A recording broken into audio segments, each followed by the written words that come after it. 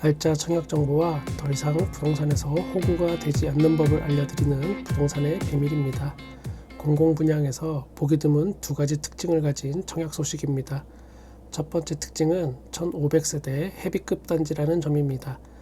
공공분양은 1000세대가 넘는 헤비급 단지보다는 400에서 700세대 정도의 미들급 단지들이 더 많습니다. 이번에 나온 청약단지는 그 2배가 넘는 약 1500세대, 정확히 1498세대입니다. 두 번째 특징은 30평형 또는 34평형의 4인 가족에게 가장 선호도가 높다는 평형대가 같이 분양됩니다. 주로 소형 평형 위주라 아쉬웠던 공공분양인데 그 부분을 해소해 줬습니다. 전체 공급세대의 3분의 1이 30평대입니다. 파주운정 3지구 A16블록 입지 분석입니다. 파주운정은 지금보다 앞으로가 더 기대되는 현재 계속 성장형 도시입니다. 이번 청약지역인 운정 3지구 A16블록은 교화지구와 운정지구 사이에 위치하고 있으며 GTX-A 운정역이 도보권인 뛰어난 입지입니다. GTX 예정역까지 대략 도보 15분 이내에 접근이 가능해 보입니다. 파주 안에서도 어느 역을 이용하느냐, 그리고 역을 도보로 이용할 수 있는 도보권인가, 이 두 가지가 핵심인데 제 개인적으로는 경의중앙선 운정역보다는 GTX 라인의 가치를 더 높게 보고 있습니다. 초중고등학교 부지가 단지 남쪽으로 가까운 위치에 계약되어 있으며 교육 여건 또한 좋아 보입니다. GTX-A 개통은 2024년 예상되어 있는데 한 가지 문제는 강남의 핵심 지역인 삼성역 환승센터가 2028년에 개통될 예정이라 강남까지 원활한 진출이 입주 후 몇 년간 어려울 수 있다는 점입니다. 그렇다 해도 길게 보면 투자 가치는 충분하다고 보여집니다. 단지 규모와 분양 가격 알아보겠습니다. 총 1498세대의 헤비급 단지로 그중 일반 공급은 229세대이고 대부분 특별 공급입니다. 평형별로 보면 59타입이 1080세대, 74타입이 142세대, 84타입 276세대로 59타입이 주를 이루지만 물량으로 보면 74와 84타입도 적은 물량이 아닙니다. 13개 동으로 구성되어 있으며 입주 예정 시기는 23년 12월입니다. 지난 2차 사전청약에 있었던 A20, 22, 23블록의 입주 예정일이 24년 10월부터 25년 12월인 점을 감안하면 입주는 상대적으로 빠른 편입니다. 그 당시 경쟁률은 특별공급의 경우 평균 5대1 정도로 그리 높지는 않았습니다. 상대적으로 왕숙 2지구로 많이 몰렸었습니다. 분양 가격은 59타입 5층 이상부터 가격을 보면 3억 3천선, 74타입은 4억 원대, 84타입은 4억 5천만 원대입니다. 납입 일정은 계약금 10%, 중도금 1, 2차에 걸쳐서 20%씩 총 40%, 입주하실 때 잔금 50%입니다. 중도금 대출은 불투명한 상황이라 자력으로 납부하는 것도 대비하셔야겠으나 특별히 안 될 이유는 없다고 보여집니다. 저는 공인중개사이다 보니까 아무래도 단지 배치와 구성, 평면도에 관심이 많이 갑니다. 하나씩 알아보겠습니다. 단지 배치도를 보면 전체적으로 V자 라인의 배치로 조망권과 일조권을 배려한 배치입니다. 59타입은 단지 주출입구와 중앙에 또 남서향과 남동향으로 배치된 것이 확인되고 74타입과 84타입은 단지 뒤편으로 위치해 있으며 남향과 남서향으로 배치된 것을 확인할 수 있습니다. 동간 사이에는 공원과 놀이터 등이 있어서 비교적 쾌적한 주거 환경이 예상됩니다.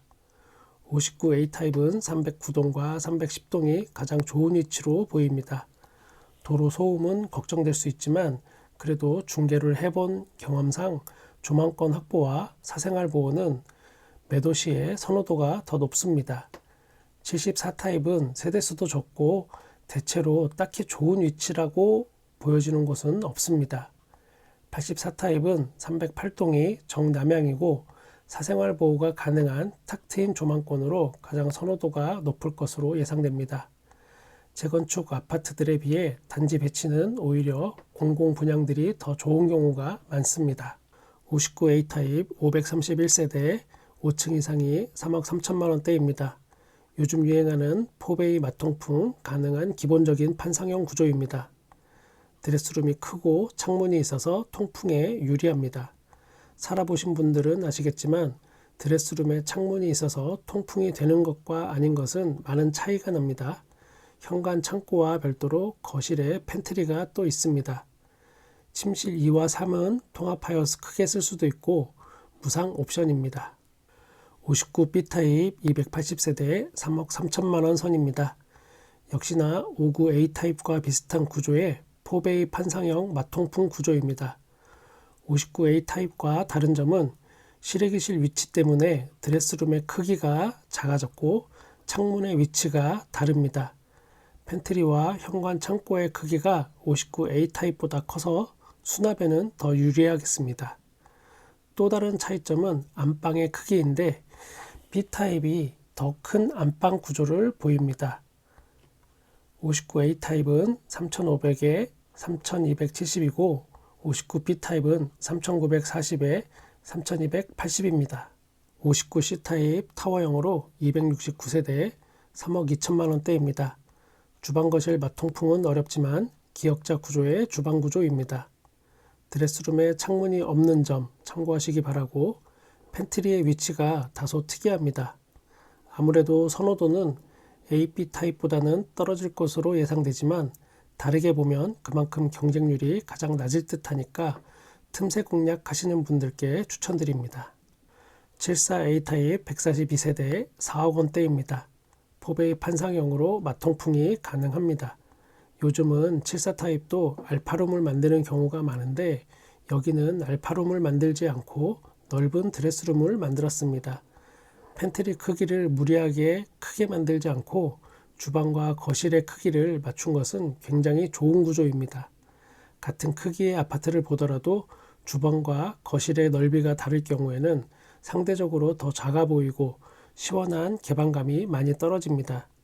주방과 거실의 공간이 이동만 하는 복도로 쓰여지지 않고 활용 여부에 따라 더 한 단계 높은 좋은 평형으로 보일 수 있습니다. 아쉬운 점이라고 하면 배치가 약간 애매합니다. 딱히 조망권이 좋은 것이 없고 305동은 억지로 끼워 넣은 듯한 그런 배치입니다. 84A 타입은 276세대에 4억 5천만원대입니다.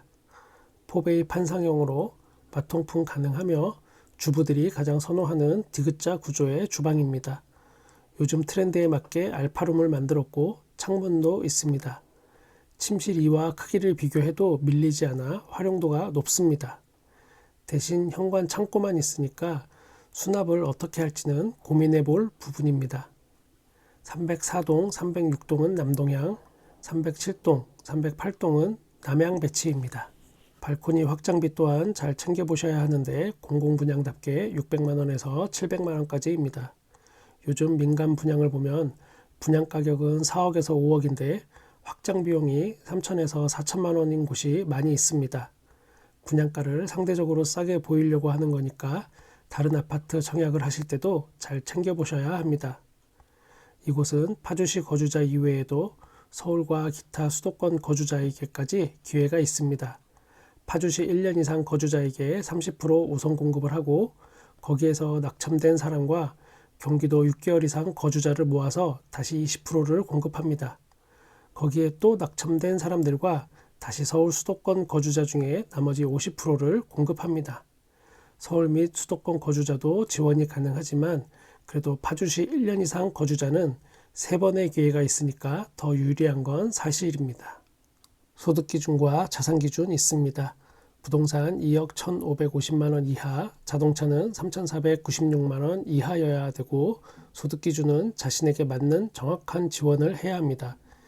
예를 들어 보면 생애 최초 지원하는 4인 가족 소득이 800만원이라면 우선 공급이 아닌 자녀 공급에 해당됩니다. 주의사항 몇 가지 짚어보겠습니다. 당연하게 내가 다 알고 있는 것 같지만 아직도 부적격자가 10에서 15% 정도는 꾸준히 나오기 때문에 당첨되고 나서 불이익이 없으려면 알고 있던 사실도 다시 한번 확인하시는 걸 추천드립니다. 소득 기준을 볼 때 소득자료 출처 기관이 아닌 기타 기관의 소득자료가 사회보장 시스템에서 조회된다면 조회된 자료는 모두 소득으로 인정됩니다.